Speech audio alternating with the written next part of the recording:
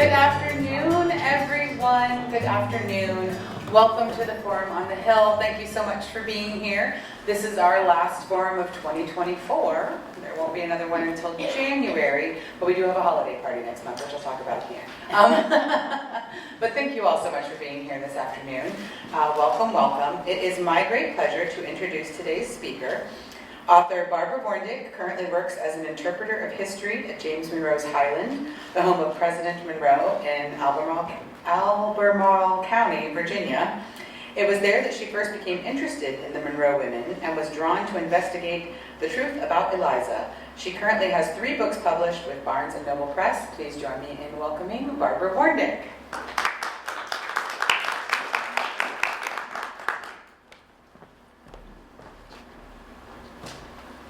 Hello, thanks so much for coming today. I think I got to at least say hi to everyone. It's an honor to speak here. I appreciate your interest in Eliza Monroe. My biography is the first written about her. Very little was known about her, and what was written was not very kind. So I wanted to find out the truth about her. I do want to mention that this is the forum on the Hill, so to me that implies discussion, and I like to take questions as we go. I'm very comfortable with that. If you're comfortable with that, just give me a little high sign, and we can discuss things as we go along. Or, if you prefer to wait till the end, that's fine too. But I just want you to know I'm kind of used to a discussion sort of format. Can everyone hear me okay? Yeah. All right, if not, thank you. Thumbs up, appreciate that. If not, please also let me know.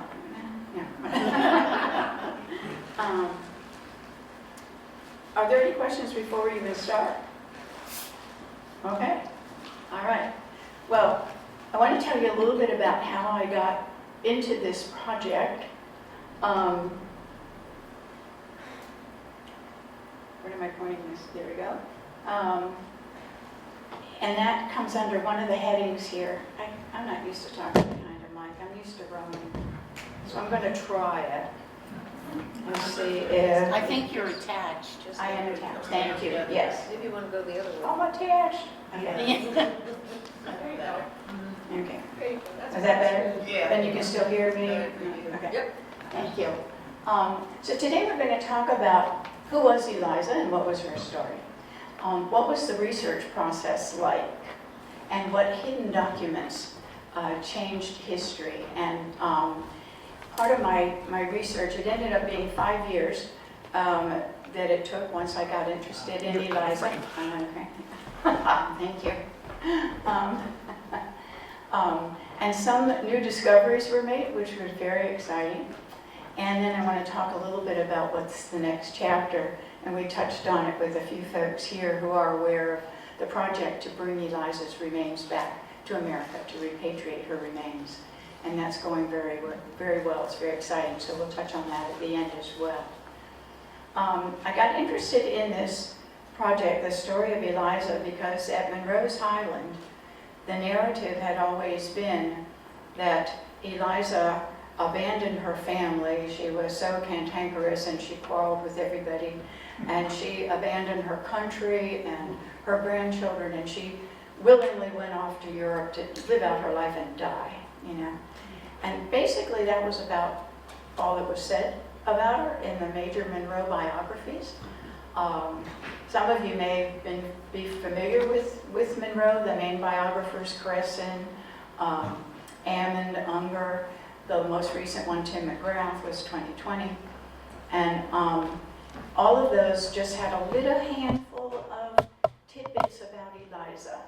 A couple little sentences, and they were all pretty much the same, and pretty much what I just told you was the historical narrative. But that didn't make sense to me, because at that time in Eliza's life, she was a grandmother. She had 3 grandchildren, 2 step-grandchildren, and I'm a grandmother, and I don't care who I argued with, you couldn't pay me enough to go off and live in another country and abandon everybody and die. So that story just wasn't making sense to me, so I started digging. And then, as Mary Angela knows, I mean, it just became from my first sip of tea in the morning till, I was blurry-eyed, at night. And it had become dark, and I had forgotten to eat and was still in my pajamas. So the research project was my first real foray into historical research. I will tell you up front, I'm not a historian. I'm a retired teacher, so I taught some history, but doing historical research was just a whole nother level. That could be a whole nother presentation, I think, at some point. But wow, it was really interesting. So let's get right into the story here. Eliza was the firstborn of President James Monroe and his wife Elizabeth. She was born Elizabeth Courtwright Monroe, exact same name as her mother, but she came to be known as Eliza. Now, this is just my supposition here, but Monroe's mother was named Elizabeth. His wife was Elizabeth, his sister was Elizabeth, and his first daughter was Elizabeth. So I'm thinking somebody had to go by Eliza just to keep things straight. So anyway, she's been known as Eliza throughout history. She was born in King George County, which is just outside the city of Fredericksburg. That's just south of Washington, D.C., off Interstate 95. And it was already a thriving city by then, actually one of the first cities to get the distinction of being called a city in Virginia. And she was only born in King George County at someone's house because the house they were moving into in Fredericksburg wasn't finished yet. It had some repairs to do, so they couldn't get in there. But anyway, about 2 months after she was born, she moved into the home in Fredericksburg, and that's where she had her young life there. But she lived many places in Virginia. Just to give you an overview, anyone live in Virginia before? Familiar with Virginia? No? Yeah? Oh, okay. Awesome. Well, she lived in several counties in Virginia, so she's a Virginia girl, Virginia woman, I should say. And Rico County, you see the name Ashfield after that. The names in green are the plantation names. And so Ashfield was the plantation where Eliza lived with her husband, George Hay. That plantation was a gift from James Monroe and his wife to that young couple when they were first married.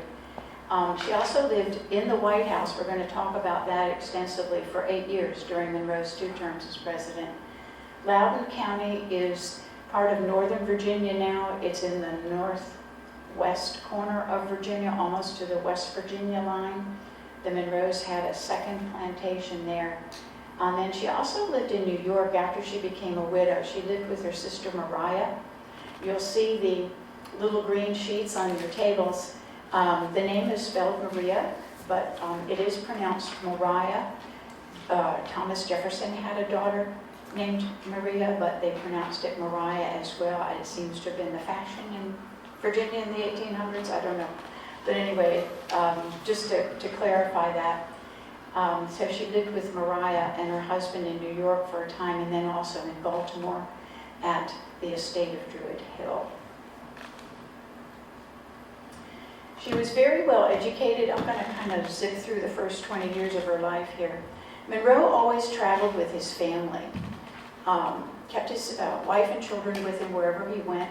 He served 2 overseas assignments as minister to Spain, France, and Great Britain. And on both occasions, his family went with him. That was a total of 7 years. And during those years, Eliza was educated at a school run by Madame Jean-Louise Henriette de Guenay-Compon. We just call her Madame Compon because the rest is too many names. That actually is, it looks like a drawing, but that's a daguerreotype from the year Eliza was there in Paris, actually, which was really amazing to find. But she had a very good education at Madame Compon's school.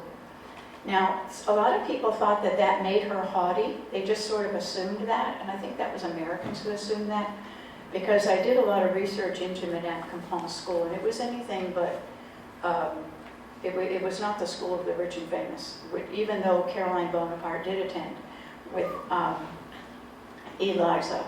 Madame Campan was very well grounded.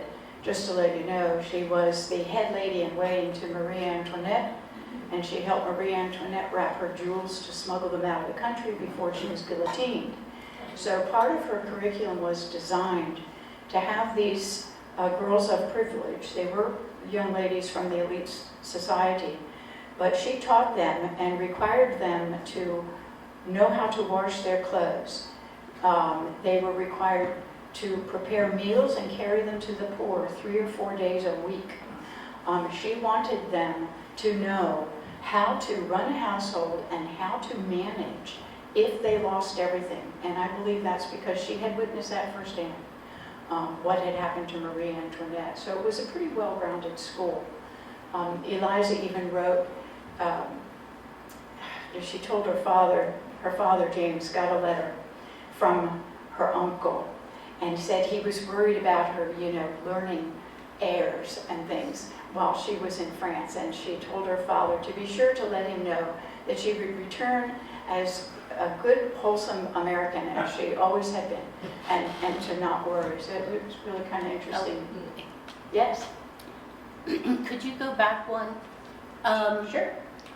What did you say the painting was something, and I didn't catch it? A daguerreotype. I So that is the most early type of photography. It's that sometimes you might hear called a tintype, or it's, it's on the metal and it sort of has that brownish look. yes, thank you. Yes, you're welcome. And that's referenced, all the illustrations in here are referenced in the book as a separate thing for the illustrations from that. There's a whole book of those daguerreotypes from Paris. Now, one of the friends that she met, Eliza met there at the school, was Hortense de Beauharnais. And Hortense de Beauharnais is a very interesting character, historical character. Not that she's an interesting character, she's a historical character. And their friendship continued throughout their lives. When they met, Eliza was at Madame Campan's school, and Hortense was a student, and Eliza was about 5, and Hortense was maybe about 7 or 8 years old, a little bit older than Eliza. And, 3 years at that first trip to France, it was 3 years they were together at the school. Then they also knew each other the second trip to France. But that first trip, as a young child, and it's 3 years, you're at a boarding school, you can make good friends. I'm thinking about, even summer camp for a couple weeks, you can make good friends. So the two girls stayed friends throughout their lives. On the left is a portrait. We have this very portrait. It's hand painted, of course, in those days, watercolor block on linen backing. And, I'm sorry, not watercolor block on linen backing. It's ivory, watercolor on ivory. I slipped into something about the furniture. I mean, the wallpaper at Highland. Wow. Okay, so it is a watercolor on ivory.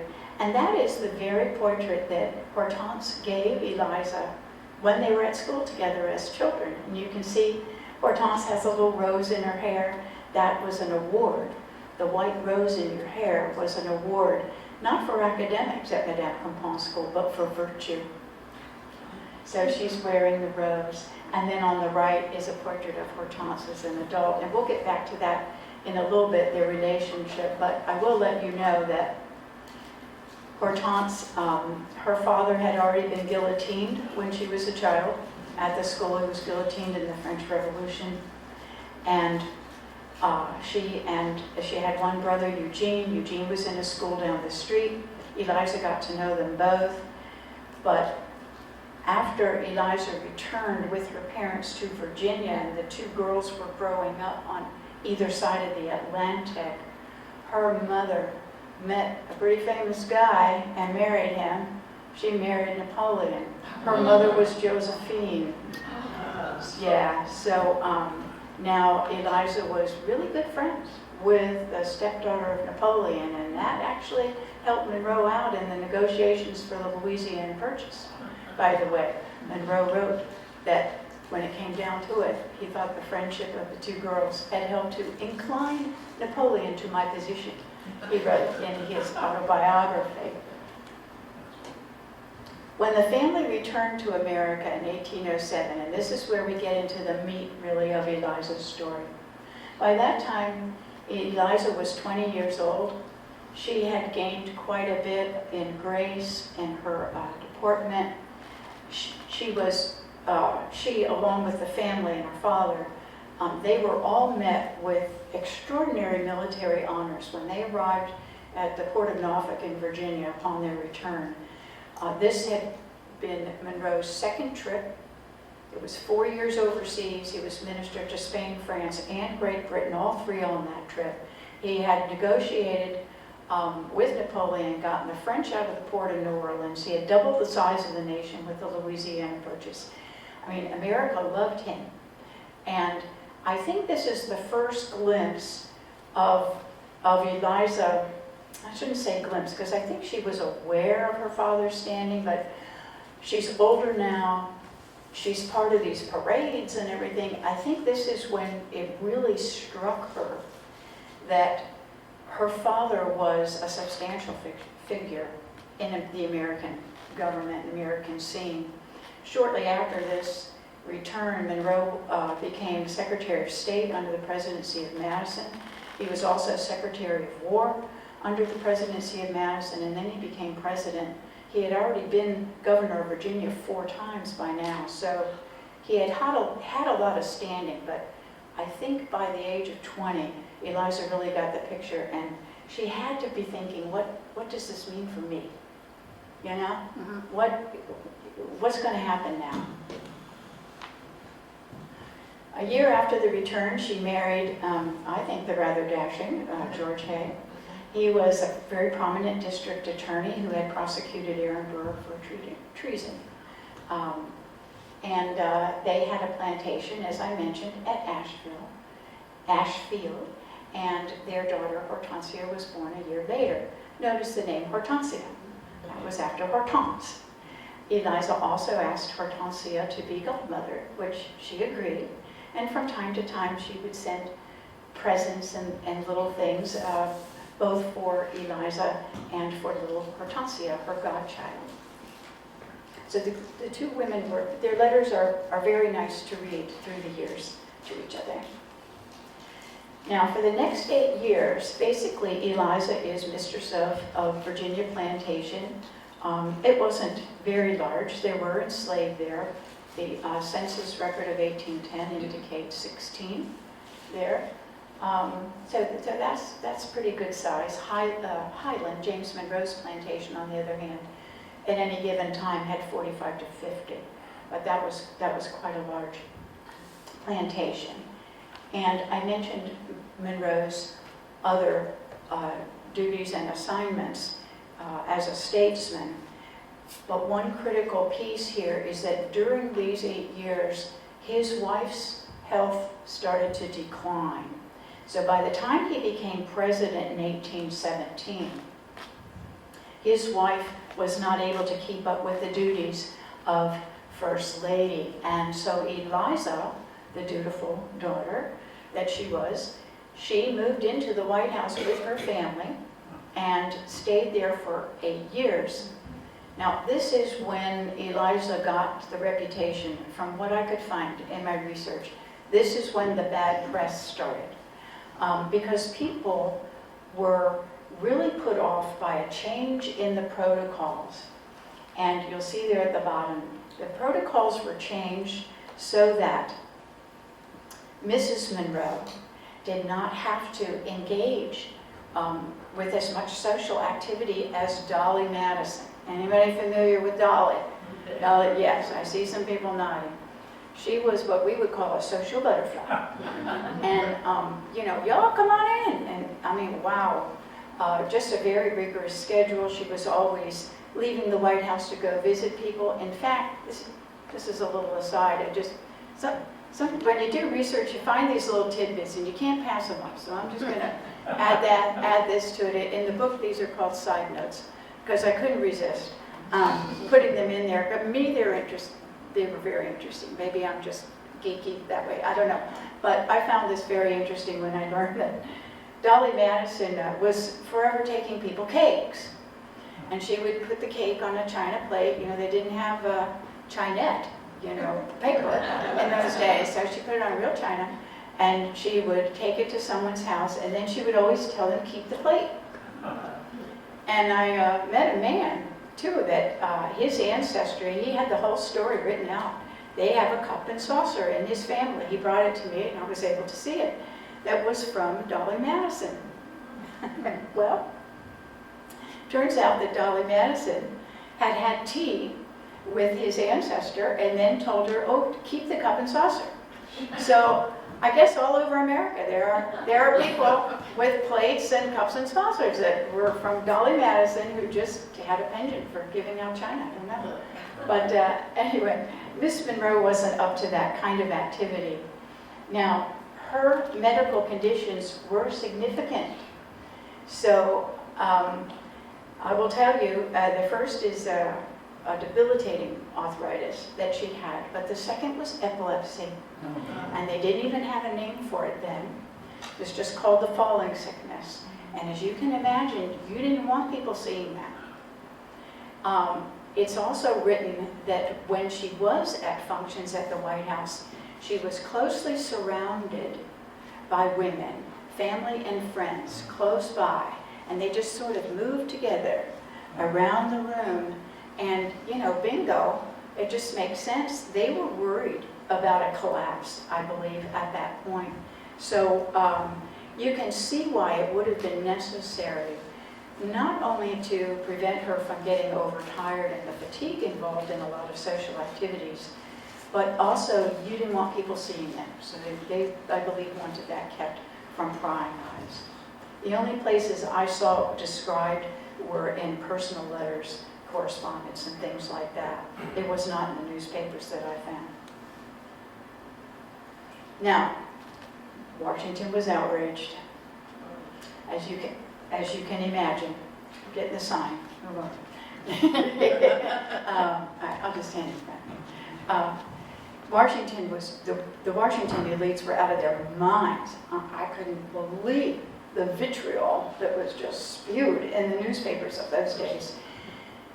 Mrs. Monroe was dubbed Queen Elizabeth because she must not want to mingle with the, you know, common people, with all this kind of nonsense.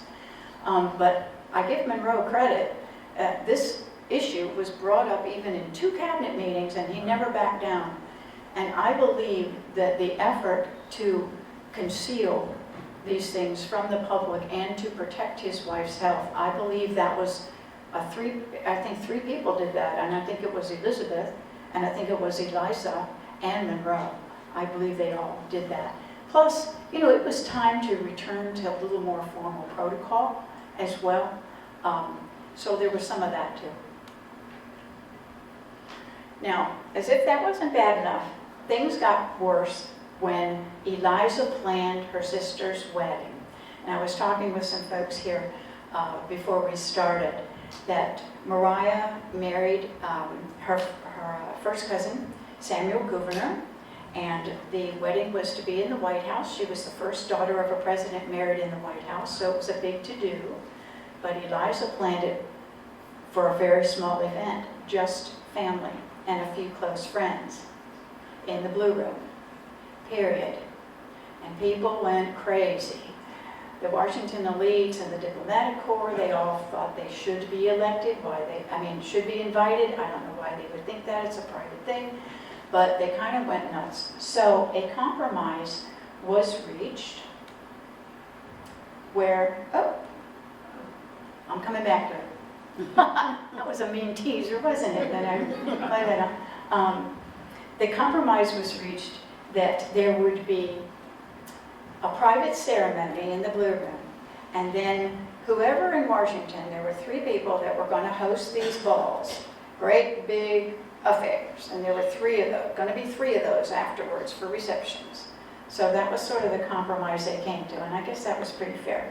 But I do want to tell you how Mariah got to the White House finally. She was here at Madame Grenard's, just down the street. Anyone know Loudon Mansion? Anyone been in Loudon Mansion? Yeah? Was it cool? Yeah? Yeah. Well, sadly, it suffered a fire, I understand, at one point. So on the left is Loudon Mansion, and that's where Madame Grelade, another French woman who opened a prestigious boarding school for young ladies, had her boarding school, and that's where Mariah was in school the first 2 years of Monroe's presidency. So I give him and his wife credit for making her finish her education before she came to live at the White House. I wonder how that discussion went. I want to live in the White House. You'll get your education. I want to live in the White House. But she was at Madame Grelade's. And that picture on the right is the view, just I got that from Mount Western, whatever it was on, of it from the road, from Germantown. So that's just a little aside. So if you were in Loudon Mansion, you walked where Mariah walked. I mean, no huge deal, but it's kind of cool. Anyway, that's another little side note there. So Eliza caught the brunt of the criticism about the wedding because she had planned it. So again, it was like, I'm picturing, people are slinging mud and it's just sticking to her. It's just like that. But I couldn't find anything egregious that she did. So people would write, she was stubborn, she was this, she was that. But I couldn't find why. They would just say that. And I'm like, I really searched for that because I thought, well, if she was, I need to know that. But I never found it. So the receptions didn't go very well. So one was held, and at the reception, that first one, there was an altercation between Commodore Barron and Stephen Decatur, who was a well-known naval hero. And the next morning, they had a duel, and Decatur was killed. So boom, that put the kibosh on the second 2 receptions. So Mariah only got 1 reception, which I'm sure was very nice. But still, people were upset, but I didn't get to go to my reception. I was scheduled to go to reception number 3. Yeah, it just got kind of crazy. So all in all, there were a lot of assumptions made from what I found by the American elites in Washington and also the newspapers. So this was just a summary of some of those. What it amounted to is that poor Eliza really caught the brunt of that. In addition, there's the Hortense issue, because once Americans realized that Monroe's daughter was good friends with the daughter of someone of royal standing, Napoleon, that didn't go over well in America. So there was just a lot going on there for Eliza. And the unfavorable reputation stuck. And it stunk that she got that reputation, but it stuck. These are just some interesting quotes. John Quincy Adams, who was Monroe's Secretary of State, actually wrote that she was an obstinate little firebrand. Bill Harris and Jack Mitchell, I really, I don't know where they came up with this because they didn't even know Eliza, but one said she had a high opinion of herself, and the other one I'm not even going to say because I just like, beep, and I was like, yeah, that's a lot of nerve. Like 200 years later, you're just going to say that about somebody? Wow. The standard historical narrative, as I told you at the beginning, was that she was obstinate, had an argument, abandoned everybody, and went off to die, but that's not true.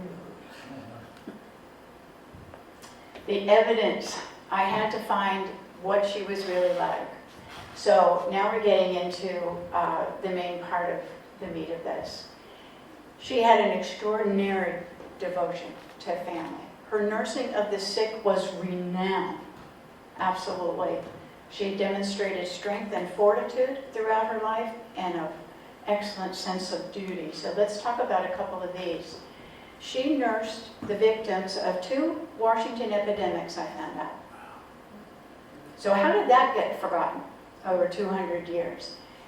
You're not down and dirty with, people with malaria if you are haughty and aloof. And both epidemics during Monroe's presidency, there was Eliza out there taking care of people. She was always being called to people's houses to help take care of particularly the children. And you find it in letters. So I had to go to primary sources. Somebody mentioned one time, your book's it's got a lot of primary sources. And my answer is, that's all I had, because nothing had been written about her except these little scraps of stuff. So in these letters and newspaper articles and court documents, that's where I found this information, and it was just quite fascinating. She nursed her mother through the last 13 years of her life with her illnesses.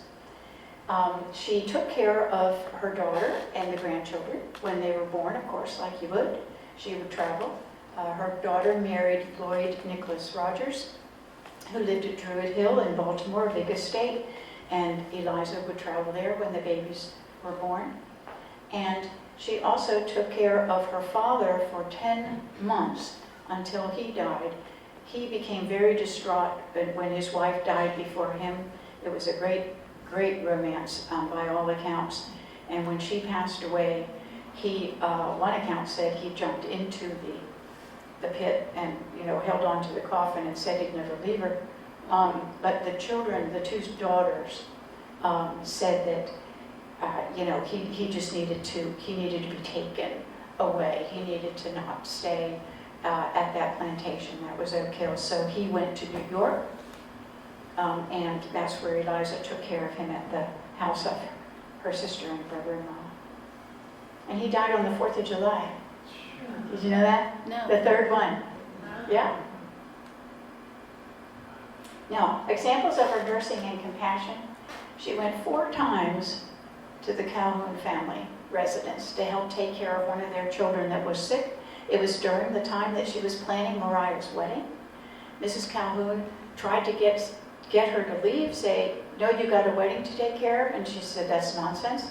Monroe said, stay. She needs to stay because she's the best nurse you can have, and she would go and stay overnight with the child. Margaret Bayard Smith, who was the wife of a Washington editor, she said that Eliza came and sat all evening by the child and reluctantly left it, but told Mrs. C she should come the next evening and would take no denial. This episode, what happened to her mother near the end of her mother's life, after Monroe had retired from the presidency, at the plantation at Oak Hill. And there's a picture of Oak Hill. It's still there today, and the National Park Service just announced 2 weeks ago that they're going to take it over. It's been in private hands all this time. And there's Monroe Furnishings in there. I can't wait to get in there. But anyway, another little aside. But the Monroes retired to Oak Hill, and they were sitting down to breakfast. They had breakfast. Monroe got in the carriage. He was on his way, had to take a trip. And later in the day, there was a commotion upstairs from Elizabeth's bedroom. And one of the enslaved, named Tom, came running to Eliza and said, I heard something upstairs. I'm afraid for your mother. So they ran up the stairs at Oak Hill to her bedchamber, and Eliza walked in and found her mother collapsed into a burning fireplace. She had had a seizure. She had also in the fall been stabbed in the torso with a andiron. She was burned over a third of her body. Eliza, her father's already, can't pick up the phone. He's down the road with the carriage. So Eliza managed her recovery. A third of her body. That's significant. Some people, it's iffy about surviving today if you're burned over a third of your body. And then you've got the wound as well. But Eliza nursed her to health. And I'd sure like to know what she used, what she did, because she recovered. Now, she was given 250 drops of laudanum a day for about the first 10 days. That's an extraordinary amount. Laudanum is opium and brandy mixed. And the standard dose in that day, from what I could find, was about maybe 15 drops. So She had 250. She had 250, so I'm surprised she survived that. But she did. In fact, she was well enough a couple of years later that she actually traveled to New York to visit her other daughter, Mariah, and her family. So, yeah, that's some extraordinary nursing there. But it's also such devotion to your family. Eliza moved her family into Oak Hill to take care of her mother through these years. Now, strength and fortitude, I'm kind of zipping through this, but Eliza suffered 3 major family deaths within 10 months. In September of 1830, her husband had been taken ill. He had gone for treatment.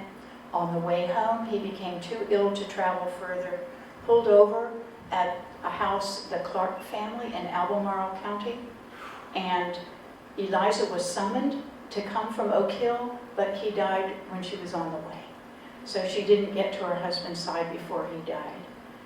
That was September 21st.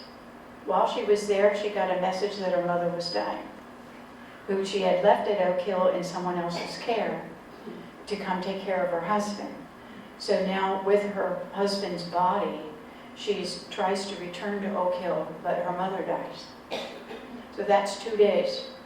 Her mother died on September 23rd. So in 2 days, she lost her husband and her mother. And then Monroe, as I mentioned, became distraught. He became very ill with what we now think was tuberculosis, and he died 10 months later. So, man, that was a tremendous, I can't even imagine, going through that. And then, a couple years later, in 1834, her daughter died at the young age of 25 and left the 3 grandchildren. Now, I found in my research something that had not been known before, and that is that Eliza, it's my interpretation of multiple documents put together, that Eliza stayed and took care of those grandchildren because her daughter died after childbirth a couple months later. So there was an infant, a 2-year-old, and a 4-year-old, and 2 stepchildren, grandchildren. And there's nothing, no letter, there's nothing from Eliza or to Eliza that I could find for 4 years, from 1834 to 1838. And I believe she was at Druid Hill Estate taking care of those grandchildren until they were old enough to be on their own. And then in 1838, Eliza was advised to take a sea voyage for her health. And we'll get into that in a minute. Her sense of duty is illustrated by a couple of things. She carried out her father's deathbed wish that he wanted his manservant, Peter Marks, freed. And she made that happen. It took about 1.5 years. They called it manumission. You may have heard that. And she made sure that that happened. As I mentioned, she moved into the White House to assist during Monroe's presidency, and she stayed to take care of her grandchildren. She also had a sense of humor. How am I doing time-wise, Mary? You got about 15 minutes. I got 15 minutes. All right. I want to do something here. Oh, I don't think I can do it with my props. Oh, well. It's okay. Well, how can we do this? Eliza had a sense of humor, and I had never found that in anything before. Except this one source. And it was written by John Quincy Adams to his wife, Louisa Catherine. And she was away. She was out of town. And there was a soiree at the White House. And so, as you can imagine, all the ladies are showing up. And they are in their finery and their gloves. And they're in the sitting room. And now this is straight from the description. And I'm going to quote here, straight from John Quincy Adams, who wrote to his wife about this. Since Louisa was away, people kept coming up to John Quincy and asking him, how is Mrs. Adams? Where's Louisa? Is she okay? And Eliza had been listening to all of this. And finally she blurted out, "Help tedious these questions are. Just last winter, in the drawing room, after Mr. Hay had gone to Richmond, 150 people came up to me, one after the other, and asked, "How's Mr. Hay? Where's Mr. Hay?" Finally, I said, "He's dead. He's dead, I tell you, and buried. I just got the news, and it's so distressing." And then Joan Quincy wrote, she broke out in one of her hearty laughs. And you know, that just, thank you. That just kind of blew me away, actually, to hear that about Eliza. And that was very interesting. What do you think that tells us about Eliza? That she would do that? I mean, some people don't think it's funny. I've learned. Making fun of your husband being dead, you know, what's funny about that? Wasn't appropriate. I don't know, does it tell you anything? He didn't take life too seriously. Good point. Didn't take life too seriously, you said? Maybe she And- didn't like it. And I think that it shows too that she was not interested in that kind of tedious conversation. Yeah. You know, it's what did I do? And I found that really refreshing in a way. But I got to tell you, in 5 years, that's the only incidence of a sense of humor. Well, But he said one of her hearty laughs, or he had heard that laugh before. Yes, ma'am.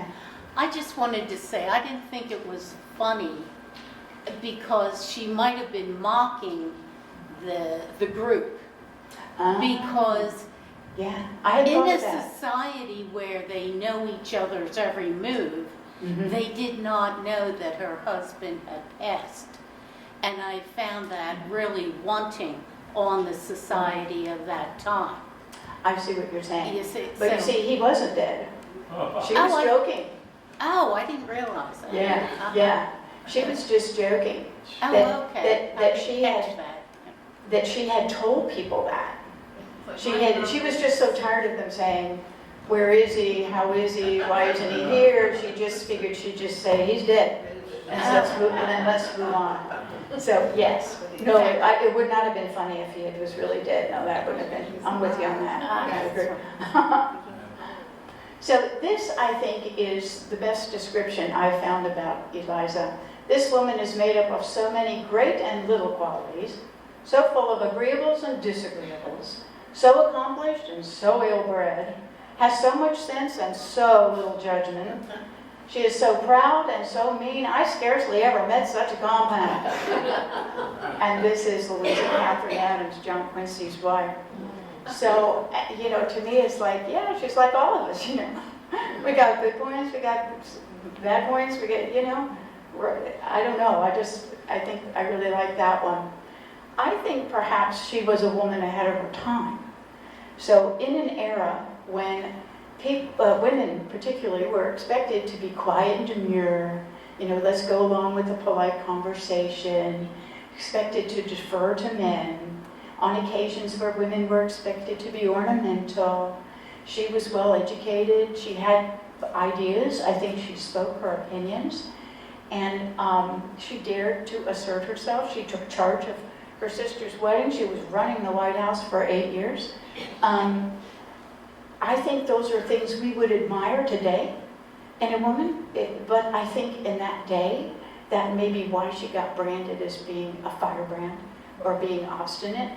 I didn't live then, so I can't say for sure, but that's sort of what I get from it.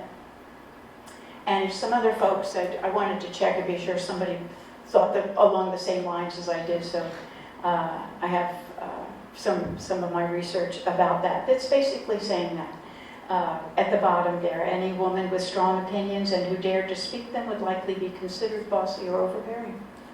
Like, you know.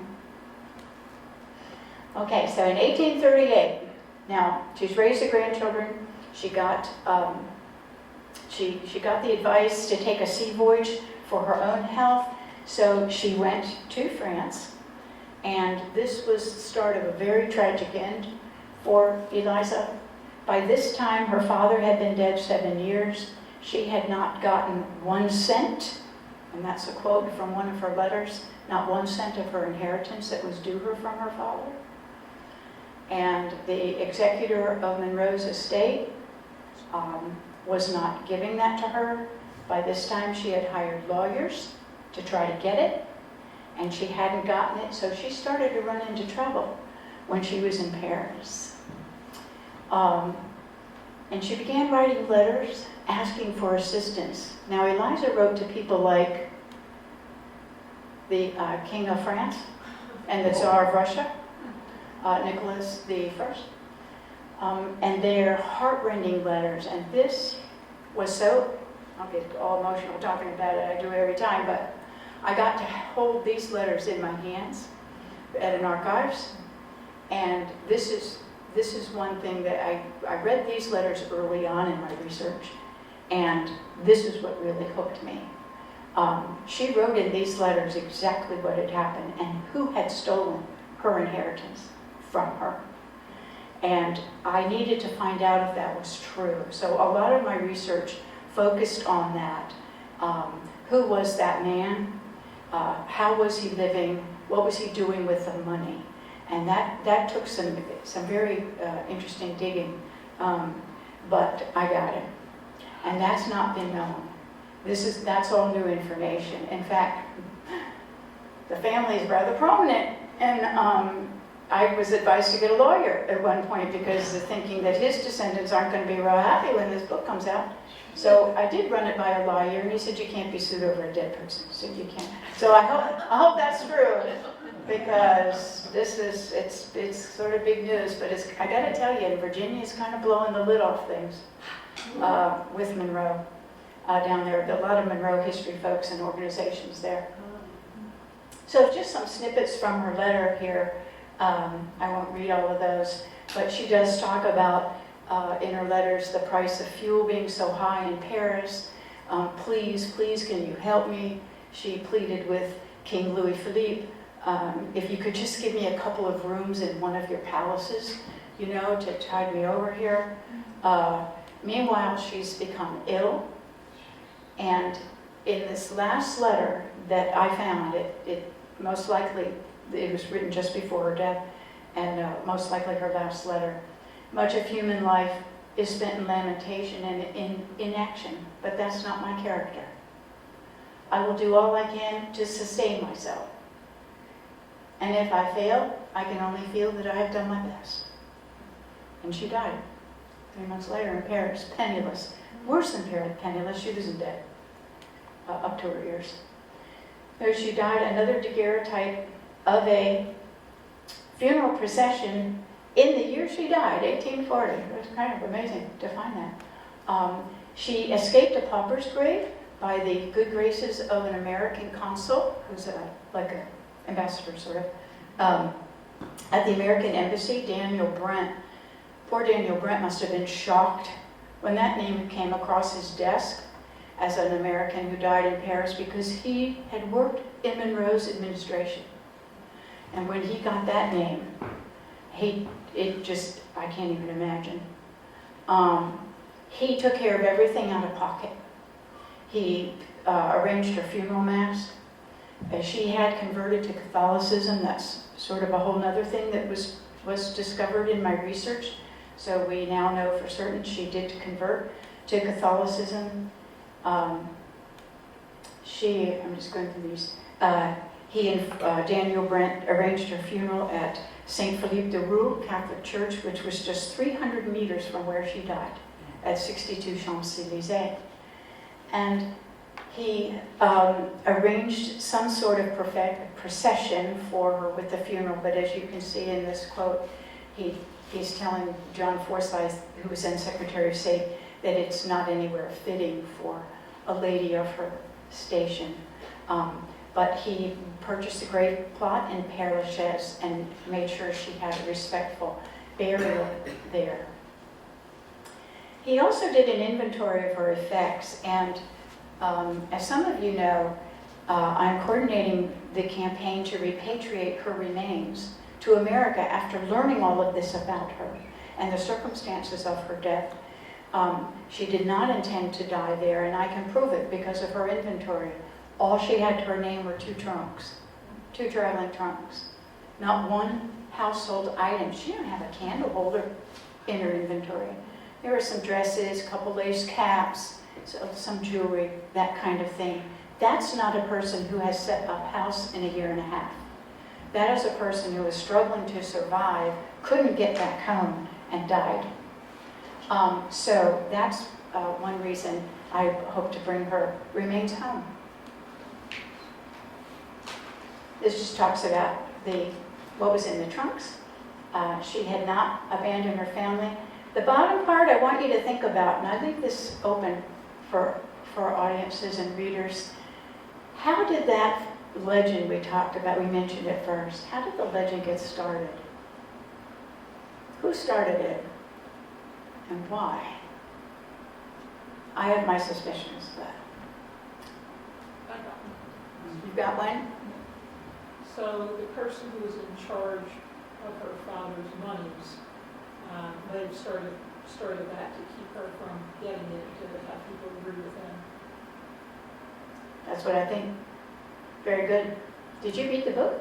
No. Wow, you just came to that from the, woo! Who was Yeah. the person Are you in gonna charge of do her this? father's estate? Who was the person in charge of her father's Yes. estate? Yeah. Do I tell him? Yes. I tell him? I mean, you should read the book, but yes. It was her sister's husband, Her brother-in-law. her brother-in-law. So the sister. And I can prove it. I had to prove it. You know, as an author, I don't want to put anything in print unless I know it to be true. That's due diligence. And I was not going to sully a man's reputation based just on Eliza's letters. Not that I didn't believe her, but for my own, I needed to know for sure. And so I tracked 50 years of that man's life. And I know that while she was waiting for her inheritance, he was racing horses at the track. And the purses in those races, in today's money, were the equivalent of $100,000 per race. And he didn't send her a cent. I'm sorry, I get hot when I even think about him. Did his wife know? I'm sorry? Do you think his wife knew? I don't know. There's not ever been a letter found, ever written by Eliza Monroe. And I found a historian found it and sent it to me. I should say an archivist. The only document that even has her name on it where she signed it, but she did sign, she signed the most incriminating document about the money that was received from Monroe's property. Eliza was heir to half of Monroe's property. And finally, when Samuel Gouverneur sold some of that property, he kept it all, and her name she had to sign because she was an heir as well. So she signed and they kept it all. But he had debts to pay because just before that he had been found guilty of mismanagement of government funds to the tune of, in today's money, $3,200,000. He had a really big penalty to pay. So he sold off a good chunk of Oak Hill Plantation and didn't cut Eliza in on a dime.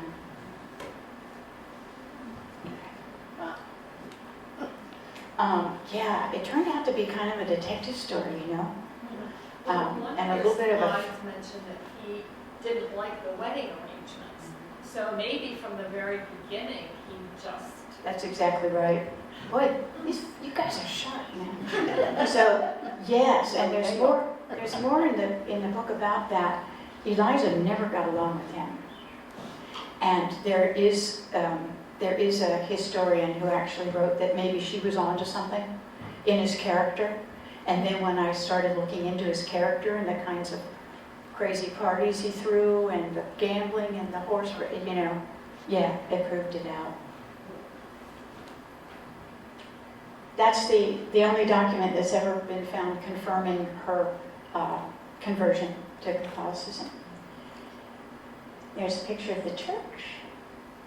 And creating Eliza's remains. Am I doing okay? Got a minute? Yeah. I've got a minute. Why? Why should we repatriate her remains? Well, she was an American citizen. She died without intending to die overseas. The narrative about her that she abandoned everybody and intended to die is wrong. Now, she had extraordinary nursing powers, extraordinary nursing skills, and just, all of this evidence put together, I think, indicates, her sense of duty, fit to family and all of that too. I think she would have wanted to return home, and James Monroe, is buried in his own presidential plot in our capital city of Richmond, and that's where we intend to inter her. Another reason is because her grave now is in disrepair in Père Lachaise, and they are going to dig her up and throw the bones in somewhere in an ossuary and resell the plot. And I was like, no, you're not. So fortunately, the embassy has gotten involved on my behalf as well. So Père Lachaise knows we're watching while we've been getting this campaign going. In fact, the Deputy Consul General of the United States Embassy in Paris hand-delivered the papers for me. The request for exhumation had to find every living descendant of Eliza Monroe, and they all had to fill out paperwork. So it was about 200 documents I sent. But, never hurts to have the Deputy Consuls General deliver them in person to the office. I just wanted to put them on notice, like, don't you touch that grave, because we are bringing her home.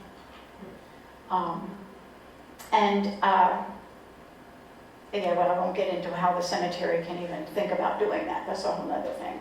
It happened to Daniel Brent's body, though. Poor guy, he died a year after Eliza was buried, and when his family tried to find him and get his remains brought home, they had already dug him up and resold it and never even contacted the family.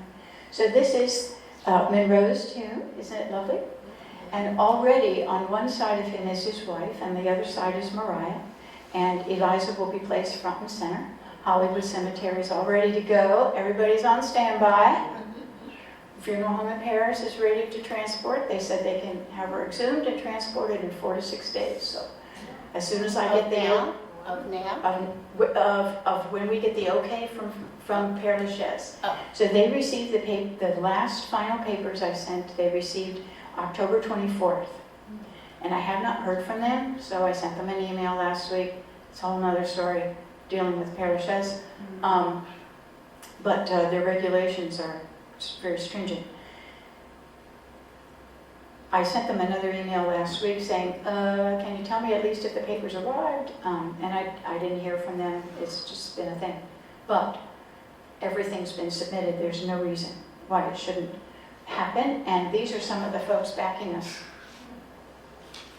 We've got a senator on board, Senator Bryce Reeves, as well, and the James Monroe Foundations. So what's holding it up? their approval. The first batch of papers I sent was 141 pages, and a few weeks later I got an email that was 3 pages long of more they wanted. Yeah, I had to find an heir of Daniel Brent because he purchased the grave. I said, seriously? After 200 years? He didn't have any descendants, so I tried that argument with him. I ran my 5 major points past a lawyer, and he said, yeah, this looks good. So I sent it to Père Lachaise, and they came back with, may we please remind you that you must also have an heir of the purchaser of the plot. So then I had found out in his will, he had no descendants, so he left everything to his brother William in 1841. His brother William had 2 wives and I think 12 children. So now I had to find somebody living then. So I fortunately got in touch with someone who was online that did William Brent genealogy, and I just started going through the last page of that for somebody that might be alive and mailing letters, and one person replied. And all they needed was one, so we got that. But all of this took extra months, you know. But for the Eliza descendants, they needed approval and paperwork. I'm talking identity documents. They wanted copies of birth certificates, certified, you know, everything for every living descendant of Eliza Monroe. If they were just going to dig her up and get rid of her, why did they care? Yes, thank you, yes. I'm getting hooked by this. Are you sure she's still there? She's there. Oh, yeah, she's I there. thought maybe they're giving you the runaround because she isn't. I wondered that too. Yeah, that really made me afraid. But the funeral home that I hired in Paris to handle this, they went to check on it for me. And there are 3 other ladies that are helping me with this project, and one of them had gone to Père Lachaise to restore the grave enough. You saw the ivy had been cut back and things. She did that so that to put it on hold, like you can't say it's fallen apart yet, you know, because and she saw it. Even though it's unmarked, they had to escort her there because it's not even a marked grave. It hadn't even been marked. She put a marker on it, that thing with the flowers on it, she put that on there for Eliza. So, yeah, that's how we know that's her. Yeah. But anyway, that last batch of papers is the ones that got there on the 24th of October. And that's Daniel Brent's heir and everything. So there's no reason why this shouldn't go through. Well, I'm surprised that you didn't get in touch with the Smithsonian because this is right up their alley. Oh, that's a good idea. Yes, I'm a member of Smithsonian, as probably many are, but that you get their backing and within a whistle she'll be back here. Can I talk to you afterwards about how to do that? Sure. How to get in touch with them? Thank you. Sure. We are in touch with the DAR. I've done some presentations with the Daughters of American Revolution, so they've been really helpful too. Okay. We don't need to go into all this. This is just sort of, you know, what's involved in bringing her home. It's more than I ever dreamed. It's more complicated. But it's been interesting. It's been interesting. Oh, and I got to mention, there's a funeral home in Virginia that has offered, they will do pro bono, everything to take care of her remains this side of the Atlantic, which is just wonderful. Wonderful. Oh, the Smithsonian will love to write this up. That would be great. Yeah, and you're right. Well, it's national history. Yeah, and I didn't even think of that. Thank you, that's amazing. And I have a little card in the back with a QR code. You just scan it, it'll take you right to our website. We do have a website where we'll be posting when things start to happen. And the reinterment we're hoping will be February or March in Hollywood Cemetery. And other information, and anything else. I ran over, didn't I? I did a bit. That's okay. All right, This was wonderful.